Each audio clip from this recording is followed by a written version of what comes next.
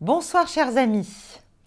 Nous sommes en fait le 11 juin parce que je suis obligée d'enregistrer ce soir devant m'absenter demain, mais ce sera l'émission que vous aurez demain à 19h, le 12 juin 2024. Vous êtes sur Paix et Guerre, c'est la 22e édition, je suis heureuse de vous retrouver. En préambule, puisqu'il paraît qu'il faut le faire en préambule, je voulais vous remercier de vos dons.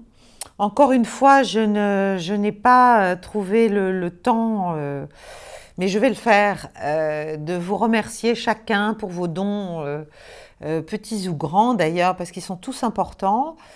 Mais en tout cas, ils me vont non seulement droit au cœur, mais vraiment, ils permettent de faire un certain nombre de choses déjà, petites mais importantes.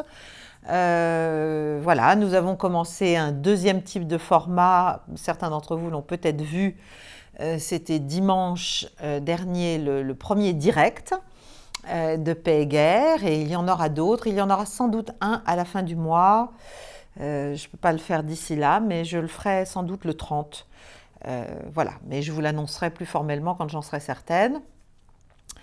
Donc, merci pour Tipeee, merci pour vos dons, merci pour votre soutien, merci pour tous vos messages, même ceux qui n'ont rien à voir avec des dons, et encouragement, parce que c'est très important pour moi et ça me donne envie de continuer. Donc voilà, merci aussi pour vos critiques lorsqu'il y en a, n'hésitez pas, vos conseils, ça ne veut pas dire que je les suivrai tous d'ailleurs, mais enfin, n'hésitez surtout pas. Et y compris à poser des questions. Alors aujourd'hui, on ne va pas commencer par des questions parce que je veux parler, avoir un peu de temps pour cela, de ce qui est en train de se passer en France, où la situation politique bouge, gîte, un peu comme sur un bateau, considérablement, avec l'annonce hier par le président de la République, au vu des résultats des élections européennes, eh bien, de la dissolution de notre Assemblée nationale, de donc la nécessité d'organiser en quelques semaines des élections législatives. Et voilà, je ne pouvais pas quand même ne pas parler de cela, même si je ne fais pas de politique, donc je ne suis pas là pour... je n'ai pas envie de vous expliquer ce que je pense qu'il faudrait pour la France, ni prendre un parti. Mais en revanche, il faut quand même analyser ce qui s'est passé dans ses conséquences, à la fois sur le regard que les autres à l'extérieur ont de notre pays et du pouvoir et de la situation politique d'une manière générale, et puis bien sûr sur l'impact que cela pourrait avoir sur la politique, notamment vis-à-vis bien sûr de la guerre en Ukraine, selon bien la reconfiguration qui va se faire et la nouvelle Assemblée nationale. Donc, c'est un vote sanction, ça je vais pas... c'est de la palissade, enfin ça va de soi. Évidemment, c'est un vote sanction de la politique du gouvernement et, à vrai dire, de celle du président, depuis quelques années, au-delà de ce dernier gouvernement d'ailleurs. Et c'est aussi pour moi la résistance manifeste à une marche forcée vers le fédéralisme européen, c'est-à-dire que tout ce discours sur le thème, le pouvoir actuel, il est pro-européen et c'est le parti de l'Europe, entre guillemets, eh bien, il y a quand même un certain nombre d'électeurs considérables qui a une autre idée de l'Europe. Ça ne veut pas dire qu'ils sont anti-européens, ils la voient différemment. Et je pense qu'il y a une grosse composante de nos concitoyens qui voient l'intérêt, malgré tout, de maintenir une existence, une puissance, une influence des nations à l'intérieur de l'ensemble européen. Ça ne veut pas dire jeter le bébé européen avec l'eau du bain. Au contraire, ça veut dire être en position et avec un état d'esprit suffisamment fort pour pouvoir influer sur l'Europe telle qu'elle existe, et pouvoir l'orienter beaucoup plus en fonction de nos intérêts nationaux. Ce que moi, personnellement, j'appelle de mes vœux. Donc, il y a plusieurs conceptions possibles de l'Europe. L'Europe des nations, c'est pas mal, et ça fait envie probablement à des millions et des millions de personnes dans notre pays, et pas seulement dans notre pays, puisque ce que l'on appelle l'avancée inquiétante, terriblement inquiétante, des mouvements d'extrême droite ou populistes en Europe, d'ailleurs qui n'a pas été le raz-de-marée annoncé, mais qui quand même se renforce globalement, traduit un degré de conscience assez élevé, un degré de bon sens assez élevé en tout cas, dans une grande partie des votants. Donc, la confiscation symbolique permanente de l'idée européenne au profit exclusif d'une vision fédérale, d'une vision dite européiste, enfin, voilà, d'une espèce de fusion des États européens dans un grand ensemble prétendument idéal, enfin optimal en tout cas, c'est en échec. Voilà, c'est une vision en échec. Alors, maintenant, s'agissant de la France, ça ne suffit pas de dire ça, parce qu'on a bien vu quand même que ce désaveu cinglant de la politique menée actuellement, c'est un désaveu parce qu'il y a un ras-le-bol, il y a une fureur diffuse, et à mon avis, il y a une peur aussi diffuse. Donc ras-le-bol, fureur, peur, bon, et ça n'est pas seulement économique et social, ça n'est pas seulement par rapport à la politique économique et sociale du gouvernement ou de ses prédécesseurs, mais je pense que l'attitude, enfin la dérive qui a été prise par la politique gouvernementale et présidentielle vis-à-vis du conflit en Ukraine a fini par faire peur aussi et faire craindre que finalement la situation ne nous échappe à force de nourrir l'escalade et qu'on ait là des conséquences sécuritaires, humaines, économiques, financières, politiques, géostratégiques, d'ampleur difficilement récupérables. Et effectivement, on est sur une pente glissante, je vous l'explique depuis un certain nombre d'émissions. Donc l'idée de, bon, pourquoi pas une bonne guerre, non. Tu parles, Charles, si j'ose dire. Hein, c'est plutôt un cataclysme sanglant qui nous pend au nez. Et il était peut-être temps de corriger le tir et de montrer que les populations ne sont pas d'accord, ni pour s'engager pour d'hypothétiques valeurs dont on aimerait bien savoir quelles elles sont exactement, physiquement dans un conflit ukrainien directement au sol, de manière importante, en tout cas en proportion de nos moyens, contre la Russie. Voilà, tout ça n'a ni queue ni tête, à vrai dire. C'est une facilité, c'est sans doute une option prise politiquement au plus haut niveau, mais ça ne correspond pas forcément au désir des Français. Je pense que c'est aussi cela qui a été dit dans un package plus lourd de critiques et de refus, en fait, d'orientation économique, sociale, et aussi d'ailleurs de cette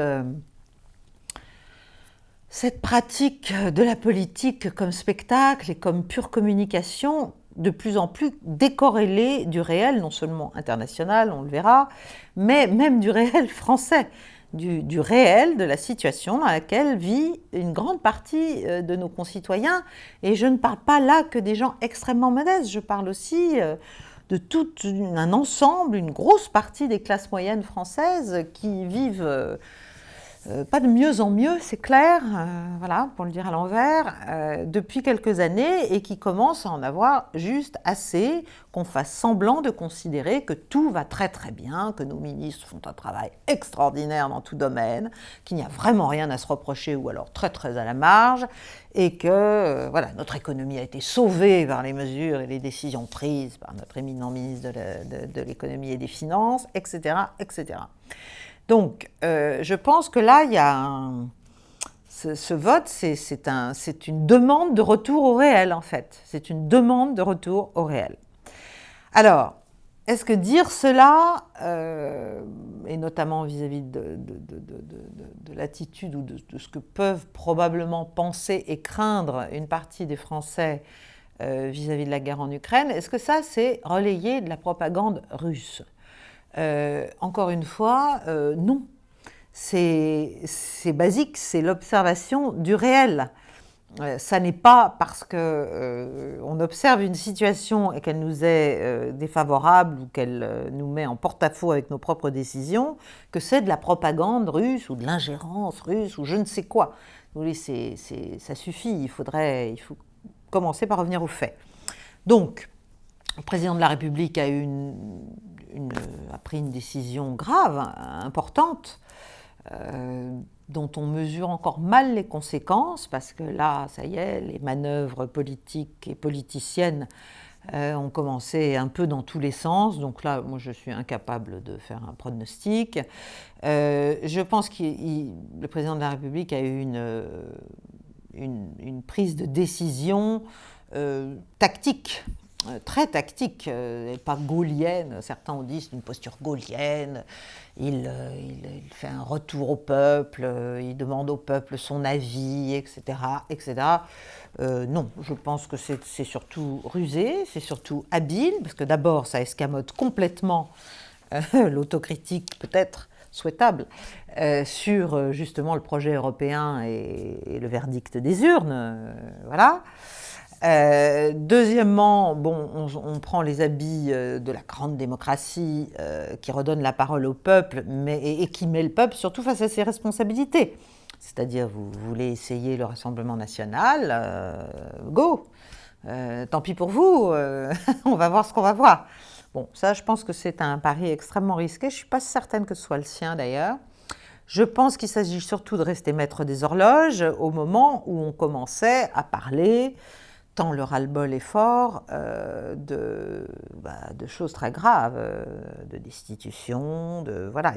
Si vous voulez, il y a un divorce quand même avec le peuple, entre l'ensemble de ses représentants. Ce n'est pas seulement le président de la République, bien sûr, que je ne me hasarderai pas à critiquer en tant que tel. Si vous voulez, il y a ce divorce, mais qui s'incarne terriblement et de manière croissante depuis des années, et ça devient insupportable. Parce que justement, on est dans une mascarade et on masque complètement la réalité de notre situation en tant que pays, en tant qu'économie, importante à l'échelle du monde malgré tout, mais qui est en très très mauvaise posture financière, et puis même dans les grands équilibres. Et donc, voilà, on essaie de faire comme si, hop, hop, hop, un petit tour de passe-passe et tout allait bien parce qu'on dit que tout va bien. Mais tout va très très mal, à vrai dire.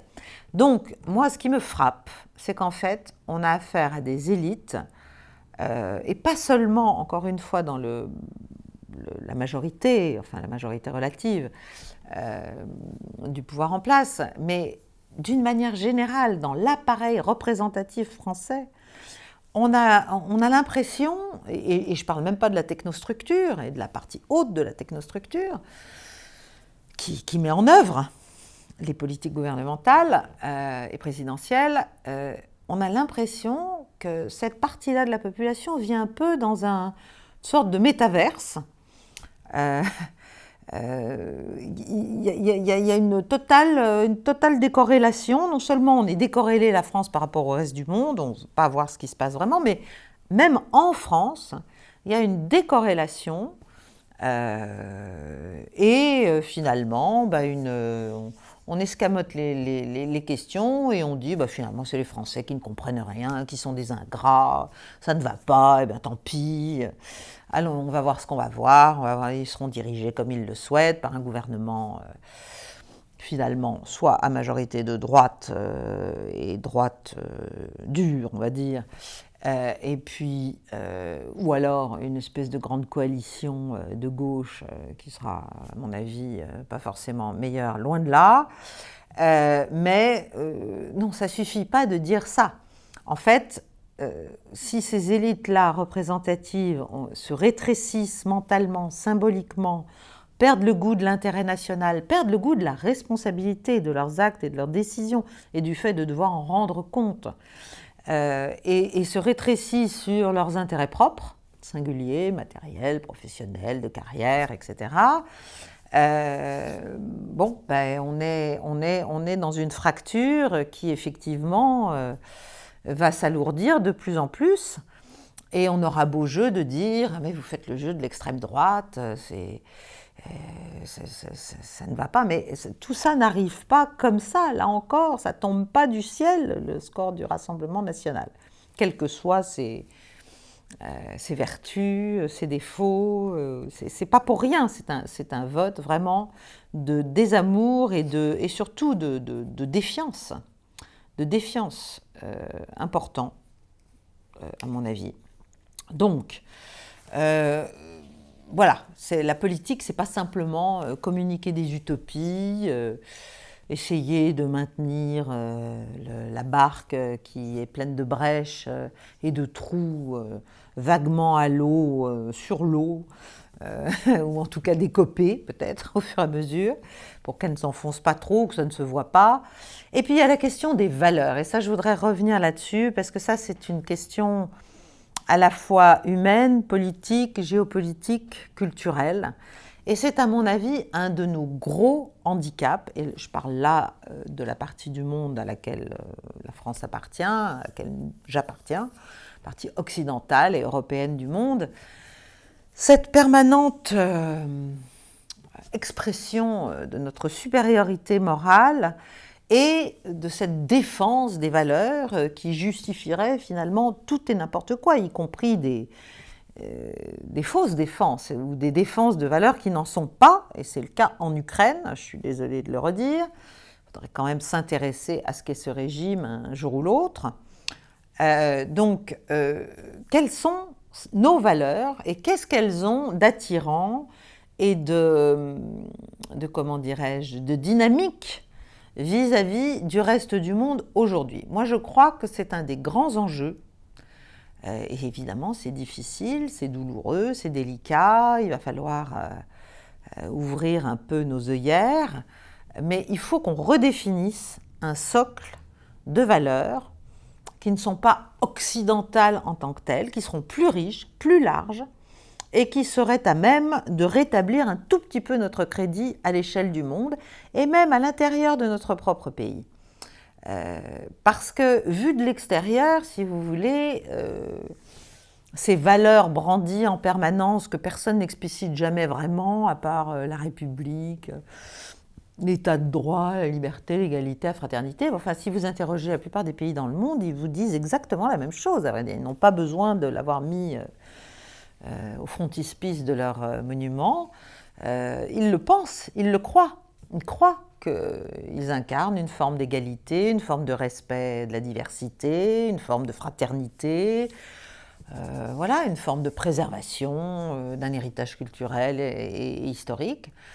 Donc on a vraiment un souci, il faut reconstruire un socle de valeurs que l'on puisse communiquer et partager, pas comme le Saint-Sacrement que l'on donne aux autres et qu'ils sont priés d'accepter en tant que tel, n'est-ce pas, s'ils veulent communier avec nous, hein, mais comme quelque chose qui soit attirant et surtout qui corresponde à un vécu, à une réalité humaine, globale, collective.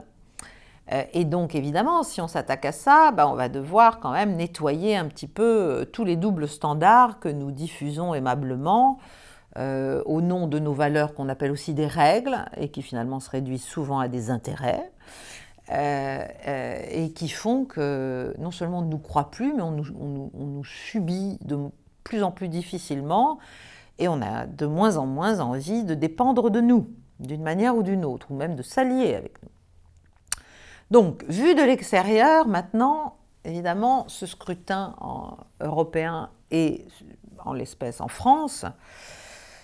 Alors d'abord, à l'échelle européenne, je pense évidemment que des pays comme la Chine ou la Russie, et même d'autres, voient cette montée des mouvements dits populistes, que je ne considère pas populistes, mais plutôt populaires, en tout cas représentatifs des peuples, est une bonne nouvelle parce que ça traduit l'échec, enfin en tout cas la mise en échec et la mise en défiance de l'intérieur d'une politique européenne, de l'Europe actuelle, qui est perçue comme très violente et très inique et complètement indifférente aux intérêts fondamentaux des peuples. Si vous regardez ce qui s'est passé en Allemagne, bon, en France, chez nous bien sûr, en Grande-Bretagne aussi, où le spectre politique, avec le retour de Nigel Farage, enfin, tout ça reprend des couleurs assez souverainistes. Et encore une fois, nous sommes en train de redécouvrir peut-être les vertus et les mérites de la souveraineté, mais il y a bien longtemps que les 3/4 du monde l'ont fait, et le font, et l'expliquent, et n'en ont vraiment non seulement aucun scrupule, mais considèrent que c'est une très très bonne chose en fait. C'est un élément de leur survie et de leur développement. Donc voilà, ce qui se passe en Europe, évidemment, c'est vu sans doute avec de l'ironie, voire de la moquerie. Voilà. Alors, en France, on va voir ce qui se passe. Encore une fois, ça bouge tout le temps, ça bouge d'heure en heure, donc on est mardi. Je ne vais pas vous raconter ce qui va se passer, je n'en sais rien, d'ici la fin de la semaine. Enfin, ça doit se faire assez vite, puisque les listes doivent être déposées là, de manière imminente, quasiment. Il va y avoir des tractations, c'est le grand mariage des carpes et des lapins. Là on est... Mais c'est à l'échelle de toute la classe politique.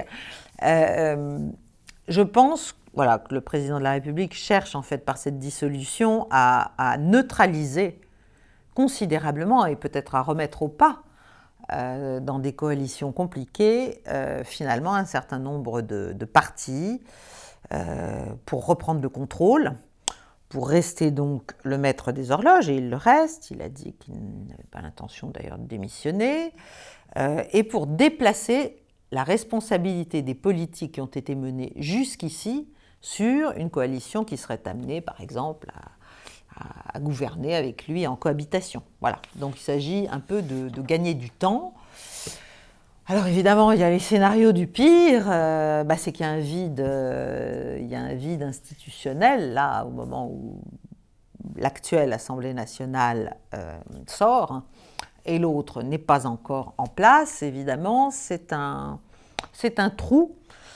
C'est un trou qui peut laisser prise à beaucoup d'événements inquiétants.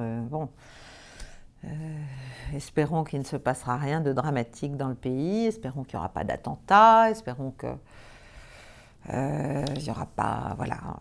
On peut vraiment imaginer beaucoup de choses, surtout dans la situation sécuritaire actuelle.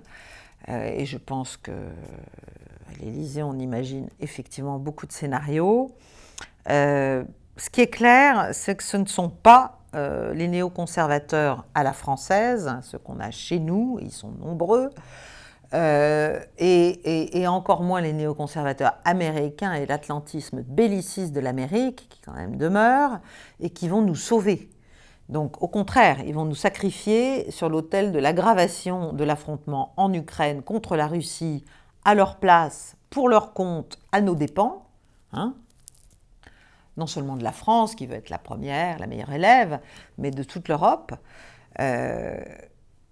Voilà. Et au-delà de tout ça, ce qui moi, me frappe, c'est l'impuissance, en fait, des politiques occidentaux vis-à-vis de la marche du Nouveau Monde, donc ce divorce d'avec leur peuple, les illusions entretenues par nos gouvernants dans nos jeunesses occidentales, européennes, sur tout va bien aller, le grand sujet c'est l'environnement, n'est-ce pas, il n'y en a pas d'autre, il faut travailler le moins possible, il faut continuer comme ça, tout ira bien, nous sommes le fer de lance de la modernité et du progressisme mondial, n'est-ce pas? Bon. Voilà, il faut vraiment n'avoir jamais mis les pieds dans un avion et changer de continent, ou même pas changer de continent, juste avoir légèrement bougé, plutôt vers l'Est, pour croire à ce genre de fadaise. On est en faillite, on est dans une situation sécuritaire intérieure grave, et on est dans une situation sécuritaire extérieure très grave, et nous sommes responsables de cette dégradation en grande partie. Voilà. Bon. Donc, voilà, sur ce qu'on peut dire là-dessus, sur cet événement d'hier, je pense que je ne vais pas aller outre cela.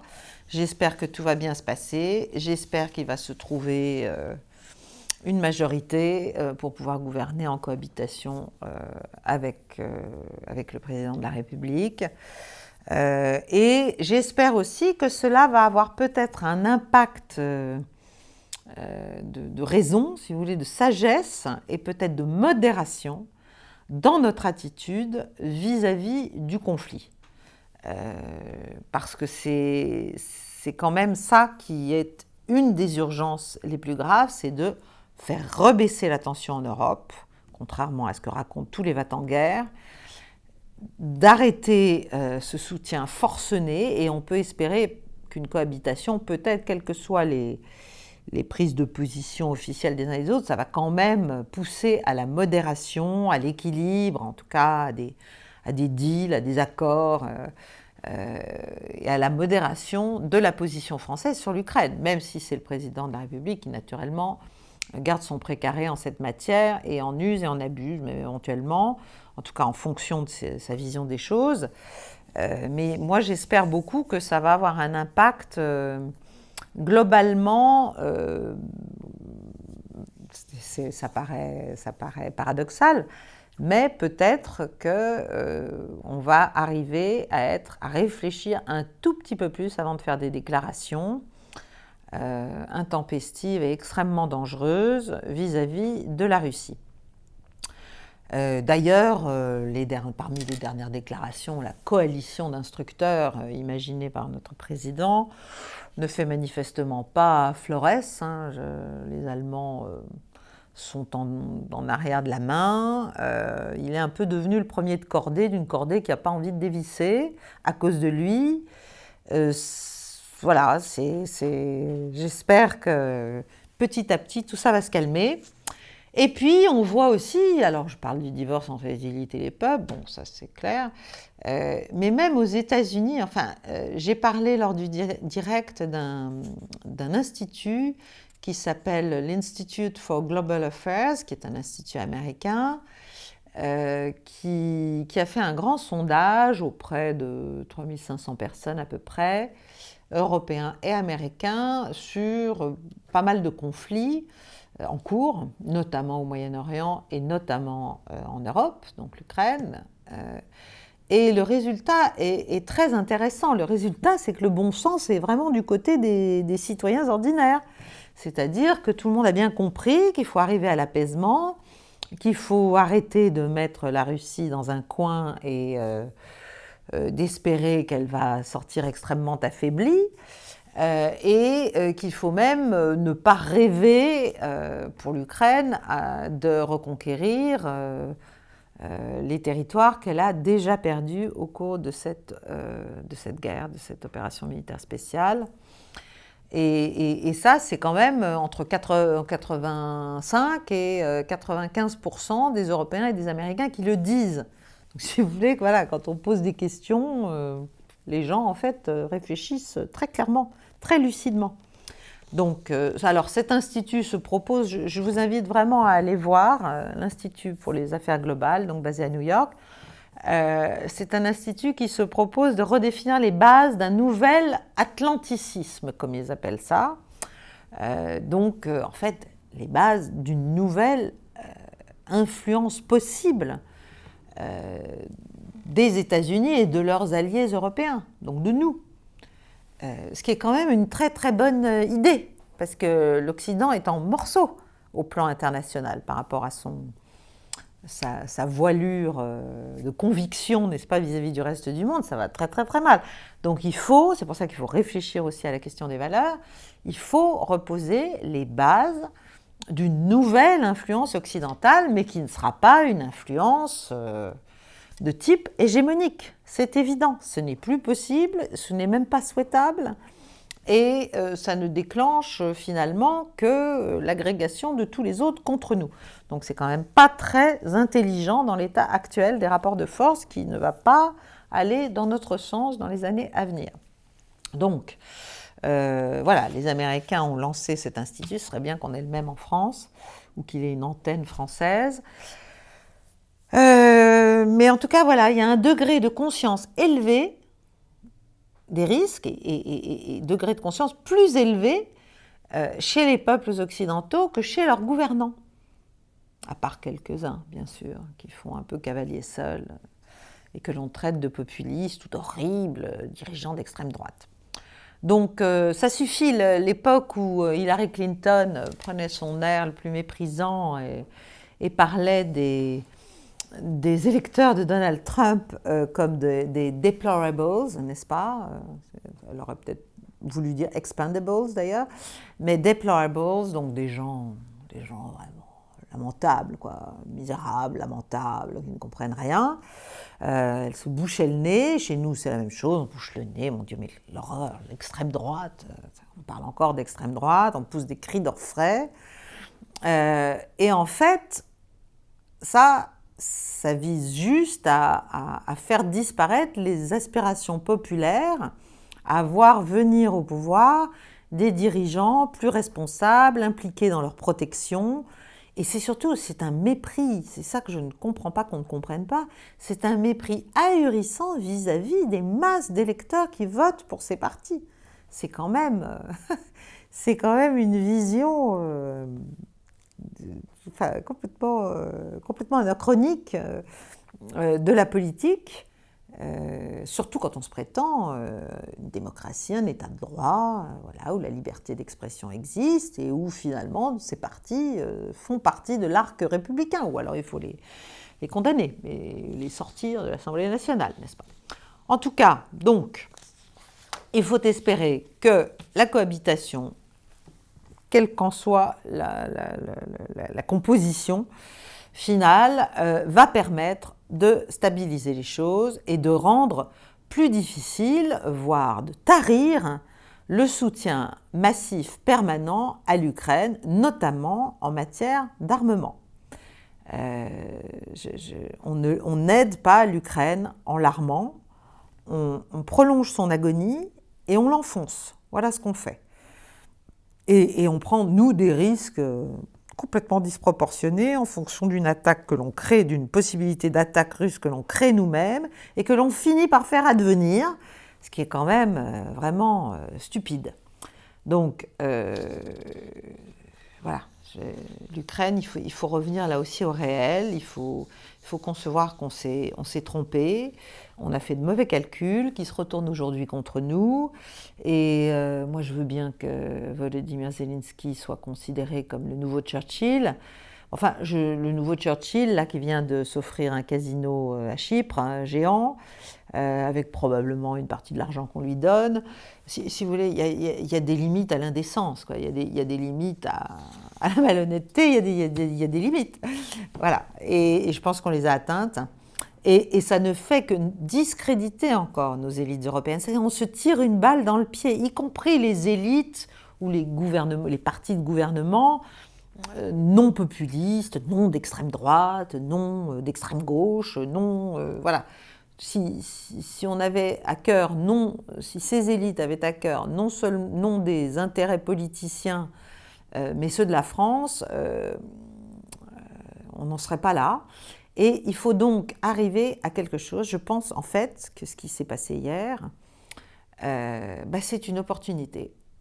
Et c'est une opportunité peut-être pour le président de la République et pour ceux qui gouverneront avec lui dans quelques semaines, d'opérer ce changement radical d'orientation de notre politique étrangère qui devient absolument urgentissime pour notre pays, vital, c'est-à-dire un tournant réaliste, radical de la politique étrangère de la France, que moi j'appelle de mes voeux depuis trop longtemps déjà, sans succès, mais c'est le moment.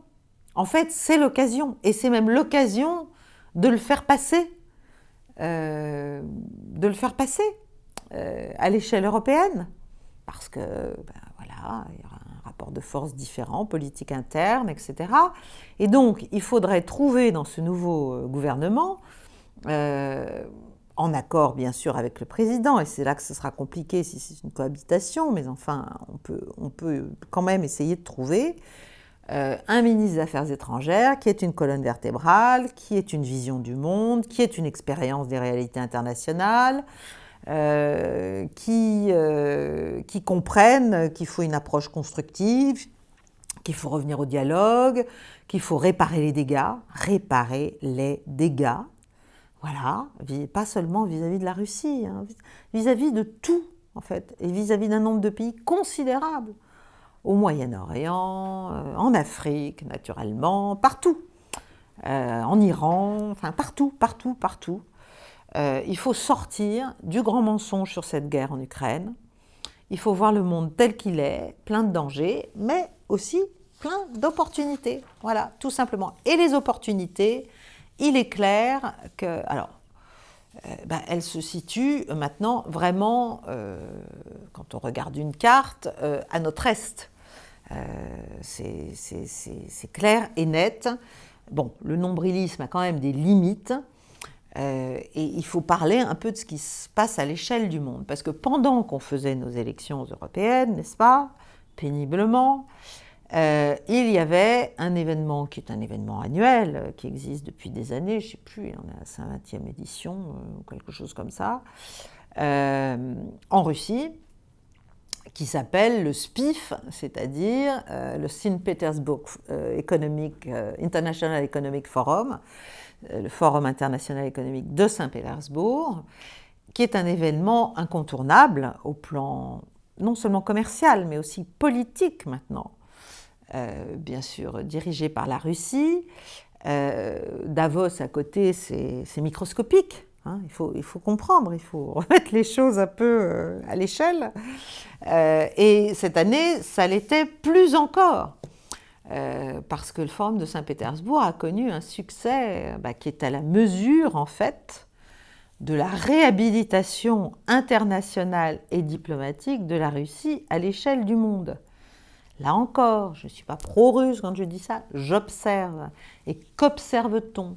Eh bien, c'est que cette édition du SPIF, elle a réuni quand même plus de 20 000 participants. Il y avait 139 pays présents. Bon, voilà, ça vous donne une idée. Hein, on est un peu moins de 200 pays dans le monde, de tout format. 139. Il y a eu en quelques jours 78 milliards de dollars de contrats négociés. Voilà, il faut comprendre. Alors, bien sûr, il y a des délégations, il y a des hommes d'affaires partout, et les Américains ne sont pas les derniers à être présents au SPIF, je peux vous le dire. Et le thème cette année, eh bien, c'était vers un monde multipolaire, multinodal et polycentrique. Tout un programme, mais plus qu'un programme, une réalité en cours, une réalité qui est née. Donc c'est une vision complète, c'est la vision russe, et aussi chinoise, déconcentrée du monde, avec de grands pôles régionaux, mais avec bien sûr un binôme de tête qui est sino-russe, tout simplement. Et il faut croire, quand on regarde le succès de cet événement, comme le succès des sommets des BRICS ou autres d'ailleurs, ou les sommets Russe-Afrique, ou Sine-Afrique, ou Vladivostok, enfin il y a une foultitude d'événements qui se passent à l'échelle de l'Eurasie dont on n'entend jamais parler, jamais. Dans l'Union européenne, c'est ahurissant. On dirait vraiment qu'on vit dans une petite cellule hors du monde, complètement enfermée. Donc, tous ces événements, et le Saint-Pétersbourg Forum, surtout, ont une résonance les uns sur les autres, et une résonance et une capacité, une attractivité folle vis-à-vis, aux yeux des pays du Sud global, c'est-à-dire en fait quand même les 2/3 de la planète. Voilà, il faut se réveiller. L'Eurasie devient le centre du monde. Voilà, quand je disais ça en 2016, on me regardait des yeux comme des soucoupes. C'est clair, c'est le centre maintenant d'un immense partenariat général avec des multiples arborescences dans tous les domaines, pas seulement économiques, tous les domaines, avec le reste du monde qui le souhaite, avec tous ceux, membres du reste du monde, qui le souhaitent.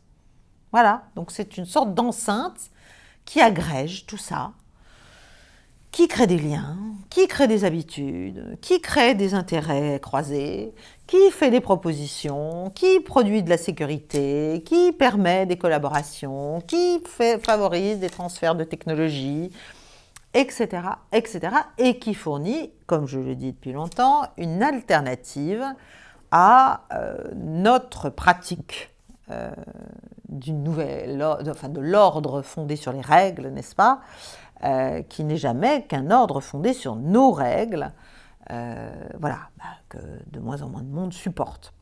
Donc, ce forum de Saint-Pétersbourg a été un immense succès, très bien, mais il faut le voir surtout et j'en parle surtout parce que c'est un événement qui a montré, là, particulièrement cette année, parce que l'environnement international tout le monde le connaît, compliqué, très compliqué, et il a montré cet énorme processus d'intégration, si vous voulez, comme un gros organisme vivant qui bouge avec des cellules dans tous les sens. Et bien sûr, il y a le forum de Saint-Pétersbourg, c'est un lieu où se rencontrent tous ces gens. Mais qu'est-ce qui se rencontre là? Donc, 139 pays du monde, mais bien sûr, tous les membres des BRICS, ceux qui y sont déjà et ceux qui ont envie d'arriver, ils sont quand même plus d'une soixantaine maintenant, donc ça grimpe de jour en jour. Je ne sais pas si on mesure bien ce que ça veut dire, mais aussi tous les membres de l'Organisation de coopération de Shanghai. Alors, l'Organisation de coopération de Shanghai, ça existe depuis 2001. C'est une organisation qui, au départ, dans la foulée de la fin de la guerre froide et de la désagrégation de tout l'espace soviétique, etc., avait une visée, au départ, assez sécuritaire. Et puis, petit à petit, elle a étendu le spectre de ses actions possibles, de ses centres d'intérêt. Et aujourd'hui, c'est aussi une organisation de plus en plus puissante à laquelle on devrait s'intéresser. On devrait avoir des ambassadeurs, des émissaires, des gens qui vont à Shanghai. On devrait être observateurs même. On fait partie de l'Eurasie. La France fait partie de l'Eurasie. Donc l'Organisation de coopération de Shanghai, c'est 9 pays membres pleins, 9 pays initiaux, même s'il y en a 2 qui ont rejoint récemment. Donc je vous les cite parce que c'est quand même les importants. La Chine et la Russie, évidemment, le Kazakhstan, les Kirghizes, les Tadjiks, les Ouzbeks, les Pakistanais. Et puis les derniers, c'est l'Inde et l'Iran qui sont arrivés en dernier. Ensuite, il y a des observateurs, il y en a 3 ou 4. Il y a les Biélorusses, bien sûr, les Afghans, les Mongols. Et puis, beaucoup de partenaires. Alors là, c'est là qu'on voit que ça essaime. Les Turcs, les Arméniens, les Azerbaïdjanais, les Azéris, les Koweïtiens, les Bahreïnis, les Saoudiens, les Émiratis, les Égyptiens, les Qataris, les Népalais, les Birmans, les Cambodgiens, les Sri Lankais et les habitants de l'archipel des Maldives. Tout ça, c'est quand même beaucoup. Voilà, ça n'est pas rien, l'Organisation de coopération de Shanghai. Et ça aussi, ça devrait être au cœur de nos préoccupations. Nos diplomates devraient chercher à faire entrer la France dans un cercle tel que celui-là, ne serait-ce qu'en tant qu'observateur. Ne serait-ce qu'en tant qu'observateur. Et l'Afrique rejoint. L'Afrique est en train, voilà, l'Afrique et un certain nombre de pays africains.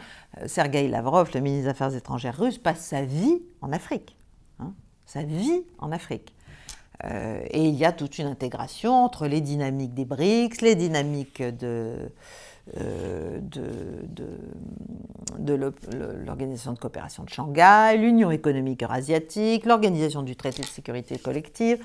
Toutes les organisations aujourd'hui patronnées, dirigées, tenues, mais tenues pas comme nous, on a l'habitude de se faire tenir par Washington, tenues par Pékin et Moscou, sont vraiment dans une dynamique collective considérable que nous devons prendre en compte et ne pas voir forcément comme un monde hostile et adversaire, forcément.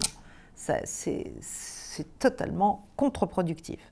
Je ne vous parle pas, alors je ne vais pas vous parler des BRICS, parce que je voudrais faire un jour une émission uniquement sur les BRICS et toutes les avancées, mais il va y avoir un sommet bientôt, là, à Kazan, je crois, fin octobre, 22-24 octobre, si ma mémoire est bonne, où là, on va aussi avoir, je crois qu'il y a déjà une trentaine de délégations attendues, et il y aura probablement des annonces importantes, enfin, si vous voulez, tout ça, c'est la dédollarisation du monde qui s'accélère. Vladimir Poutine a appelé récemment, d'ailleurs, comment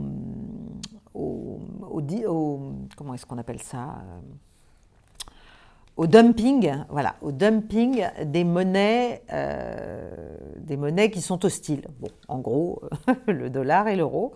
Voilà. Et pendant ce temps, qu'est-ce qu'on fait, nous, de tellement intelligents, n'est-ce pas, face à cet immense mouvement? On s'imagine qu'on va probablement arriver à renverser la vapeur en accaparant, en confisquant les intérêts des avoirs russes en Europe. Le début, là, on a 1,5 milliard là, qui va être livré à l'Ukraine, c'est Mme von der Leyen qui l'a annoncé, en juillet, et consacré dans son immense majorité, 90%, à des achats d'armement. C'est intéressant.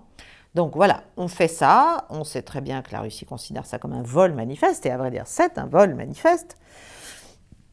Et alors que tout se passe, tout ce que je vous décris se passe, nous, dans notre métaverse, on a décidé qu'il fallait encore essayer de contraindre la Russie, donc on lui pique son argent, on lui pique les intérêts de ses avoirs, et puis en même temps on espère quand même que ce qui reste de gazoduc Russie-Ukraine, où elle continue à livrer du gaz via l'Ukraine, ce qui rapporte de l'argent à l'Ukraine et à certains pays de l'Est de l'Europe, eh bien on espère que ça va pouvoir durer, ou alors que l'Azerbaïdjan va pouvoir prendre le relais. Enfin bref, on est dans des actions complètement contradictoires. Voilà, le beurre, l'argent du beurre, le sourire de la crémière, pour ne pas dire plus. Tout ça n'a ni queue ni tête.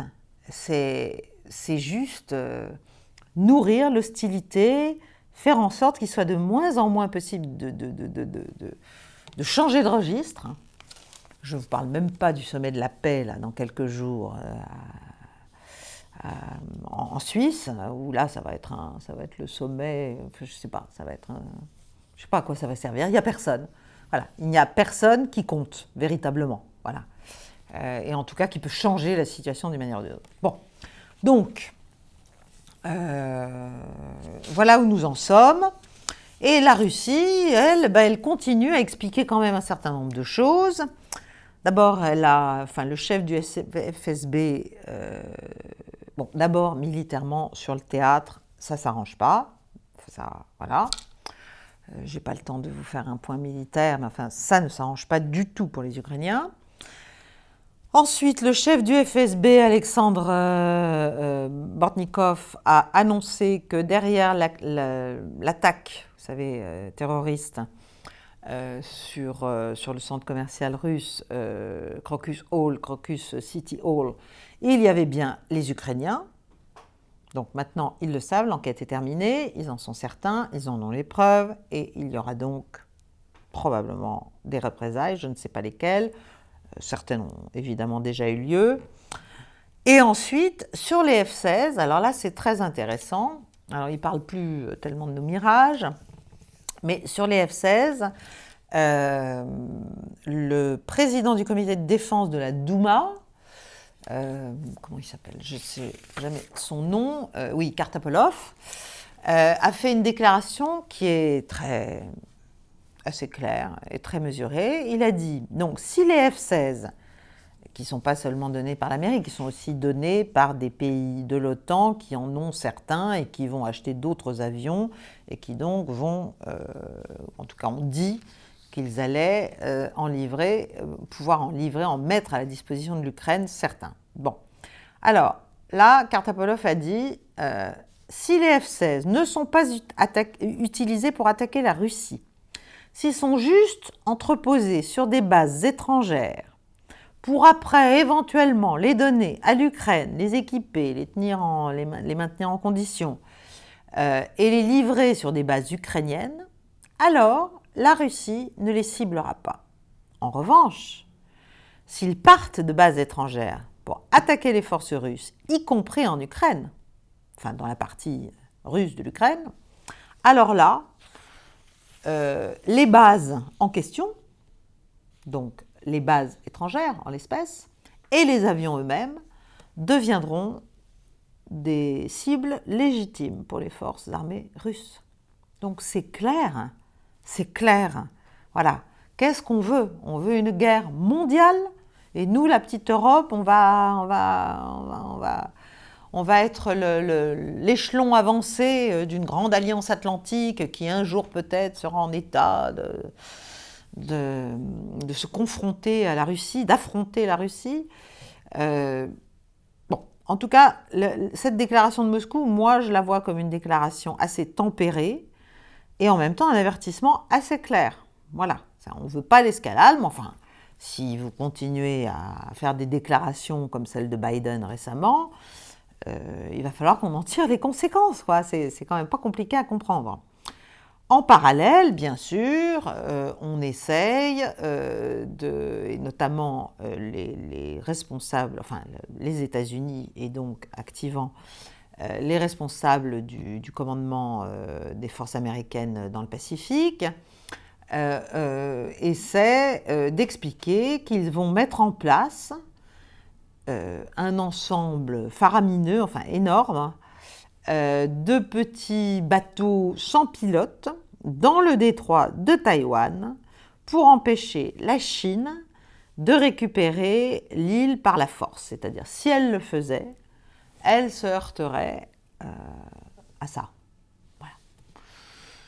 Là, je ne vois pas comment c'est faisable, si c'est de la gesticulation pure, qu'espèrent les Américains en faisant ça. Je ne pense pas découpler la Russie de la Chine, parce que ça, c'est vraiment, c'est pas possible. Donc, ils expliquent que c'est à horizon 2027, donc déjà, c'est pour l'administration future, hein, ce sera à elle de se débrouiller avec ce genre de menaces. Mais enfin, on voit bien que c'est la guerre perpétuelle, quoi, c'est la guerre permanente. On va laisser le bébé ukrainien, là, criard, géniard, aux Européens, à charge pour eux de s'en débrouiller à leurs frais. Et puis, on va se concentrer sur l'ennemi véritable, structurel, tout aussi systémique que la Russie, mais encore plus lourd, qu'est la Chine. Bon. Enfin, je terminerai sur Israël et Gaza. C'est toujours l'enfer. Les bilans que l'on voit sont incroyables. Voilà, on parle de 37 000 morts, de 85 000 blessés. On parle aussi du Liban, je ne sais plus si je l'ai dit la semaine dernière ou si je l'ai dit dans le direct, de la perspective d'une attaque israélienne sur le Liban.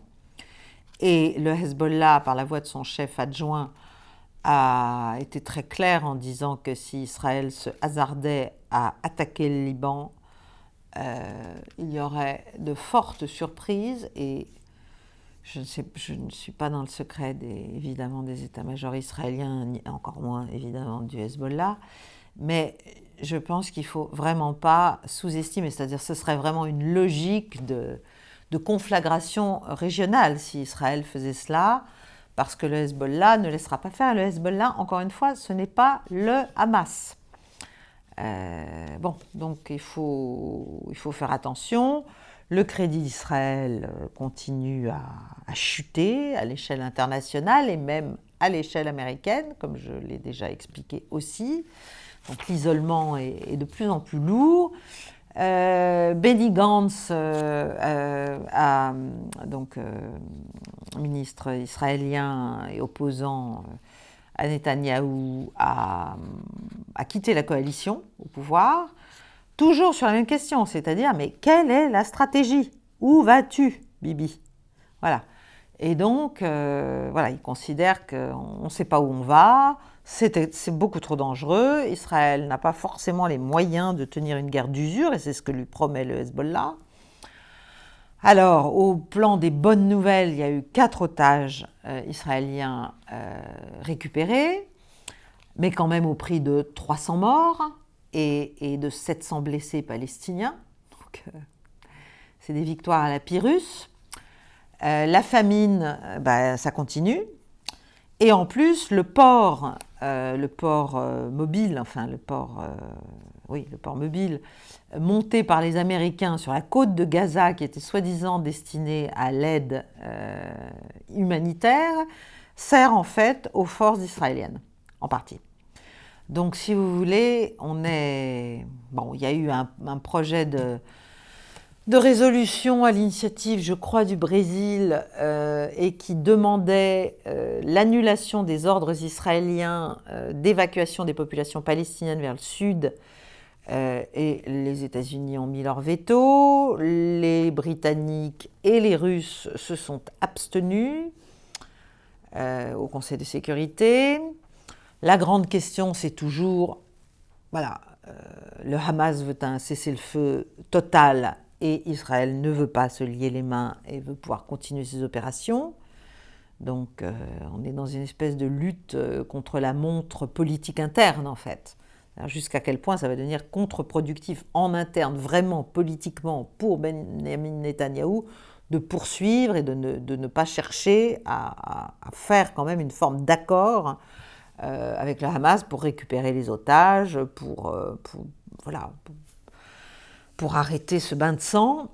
Et puis alors nous, évidemment, la France, on a mis un petit grain de sel sur la plaie, on colle à l'Amérique, bien sûr, et on fait des déclarations, notamment lorsque le président Biden était là, avec le président Macron, qui a fait des déclarations sur le thème de l'hostilité de l'Iran. À la fois par son alliance avec la Russie et bien sûr par sa capacité de nuisance régionale contre Israël. Donc là, si vous voulez, on est vraiment dans une politique qui n'a en fait ni queue ni tête, on ne sait pas où on va, il n'y a plus de principe, il n'y a aucune singularité évidemment. Et je terminerai en vous disant que pendant qu'on fait tout cela, en s'imaginant peut-être être utile à quelque chose ou faire des déclarations importantes et inquiétantes pour les autres, eh bien les Iraniens et les Saoudiens, eux, se rencontrent au niveau des ministres des Affaires étrangères, Bagheri et Farhan du côté saoudien, en marge du Conseil des ministres des BRICS, à Nijni Novgorod. Et donc, je terminerai comme ça. Notre édifice occidental craque de tous côtés. C'est comme un vieux vêtement. Vous savez, vous levez un bras, ça se déchire. Vous tournez un peu, ça continue. Et finalement, que va-t-il se passer ? Il faudrait peut-être essayer de coudre, faire quelque chose, ou alors changer de tissu. Les digues sautent, si vous voulez. Les digues sautent, y compris au Moyen-Orient, et finalement, ce rapprochement irano-saoudien, alors rapprochement, ça ne veut pas dire encore une fois qu'on lie tous ces intérêts ensemble, mais il n'y a plus de tabou. Et ce rapprochement qui avait commencé, qui s'était manifesté publiquement en 2023, reprend en fait, Voilà, en dépit de tout ce qu'on peut dire et faire. Voilà, je vous quitte sur cette nouvelle que moi je trouve bonne, parce que je pense qu'il faut que tous les acteurs reprennent langue les uns avec les autres, y compris Israël aussi d'ailleurs. Et je vous remercie de m'avoir écouté. J'espère que ça ne vous aura pas semblé trop décousu. Je vous demande de liker si vous avez aimé, de partager, de dire à vos amis de vous inscrire sur Paix et Guerre. Je vous retrouve, si tout va bien, mercredi prochain à 19h. Je pense qu'il se sera passé beaucoup de choses d'ici là. Et encore une fois, je pense que le deuxième direct devrait se passer à la fin du mois, mais je vous le reconfirmerai. Je vous remercie et je vous souhaite une belle soirée.